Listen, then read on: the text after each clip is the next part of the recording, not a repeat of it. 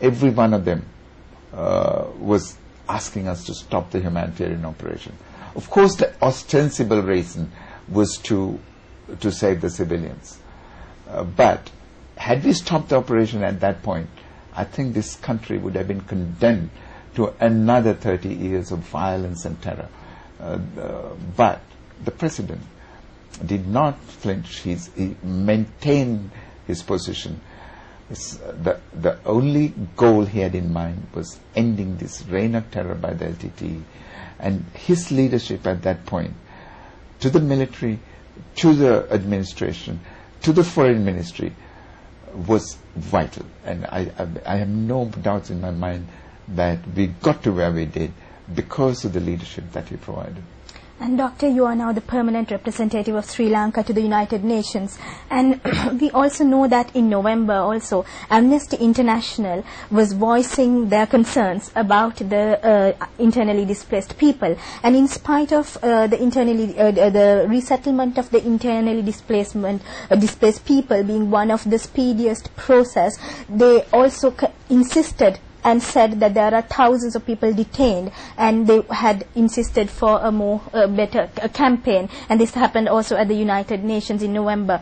So why is there continuous resistance and allegations from Amnesty International and Human Rights Watch? Is it because still the conditions with the IDP here is atrocious, or what is the reason for such? I find it impossible to understand the attitudes of Amnesty International and even some other international players. We have refugee situations around the world. In fact, the UN itself, in its reports, has said that there are 26 million, let me repeat, 26 million internally displaced persons around the world. We had 300,000 people in our facilities at the end of May. In fact, these people had originally been herded forcibly together by the LTTE and forced to follow the retreating LTTE to be used as a human shield and then as a bargaining chip in their deadly game of hostage taking. And at the end of the day, there were 300,000 people being used by the LTTE as hostages and as a bargaining chip. We rescued these people. Our security forces actually attacked the LTTE not in order to harm the civilians, but in order to rescue them.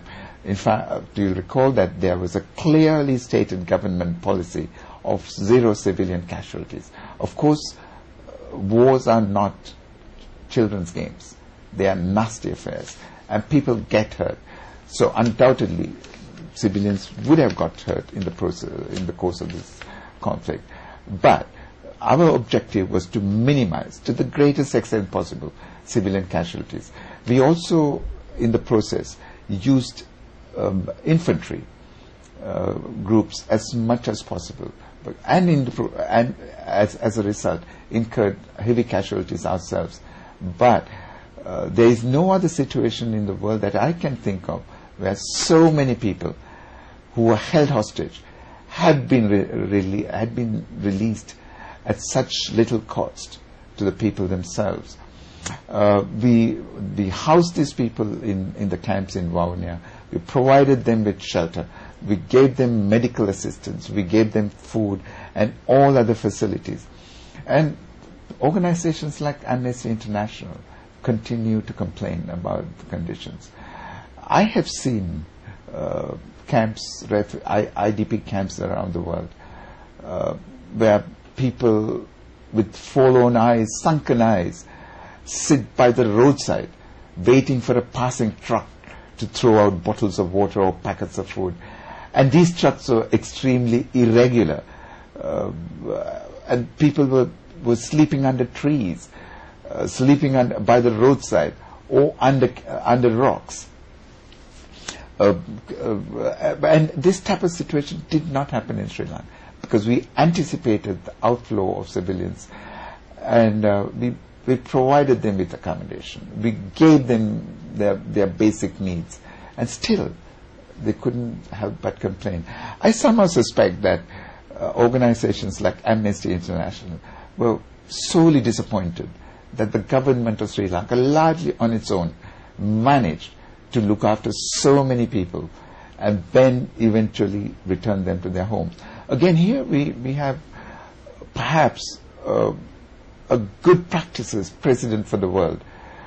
We committed ourselves, the President did in the early days, to return these people to their homes within 180 days. We have returned most of them to their homes already. And I don't think there has ever been a situation like this elsewhere in the world, where so many internally displaced persons had been returned to their homes so quickly, despite the challenges. I mean, vast areas of the north had been mined by the LTT as it retreated. These mines had to be cleared. And of course, as you know, it takes only about 3 minutes to lay a mine. The same mine on average takes 3 months to clear. And there are an estimated 1.4 million mines scattered around the north. Our military has now been deployed to clear these mines. Why? Because we actually need those people to go back to their homes. At the height of the IDP situation, we were spending over $1 million a day simply to feed them.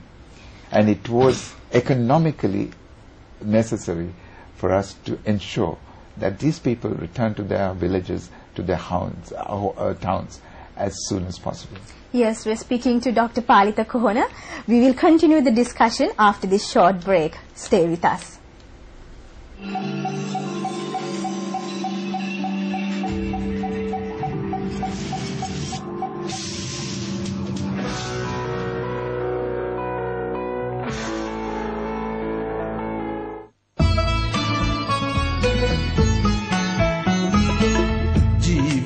මනදොල පුරවාලන්නයි හිතේ උපන් ජීවිතය විඳින්නයි ගමරතු නවමං ඉසුර තැනෙන්නයි මුළු රට ලස්සනක් නම් වන්නයි National Lotteries Board, enriching our lives, enriching our land.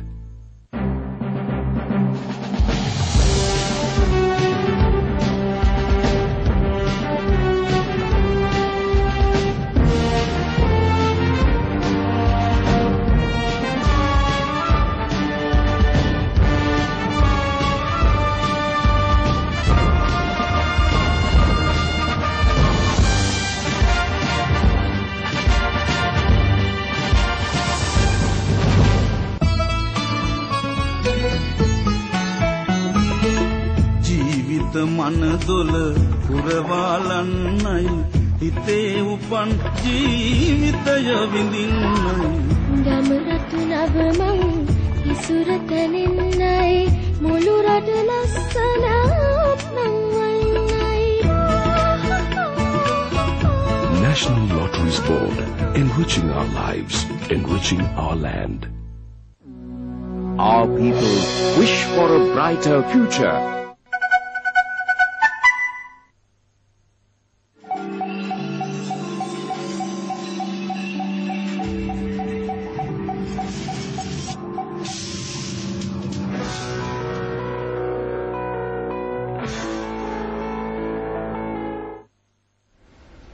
Welcome back. You're watching Ayubowan Sri Lanka, and we are speaking to Dr. Palitha Kohona, current permanent representative of Sri Lanka to the United Nations.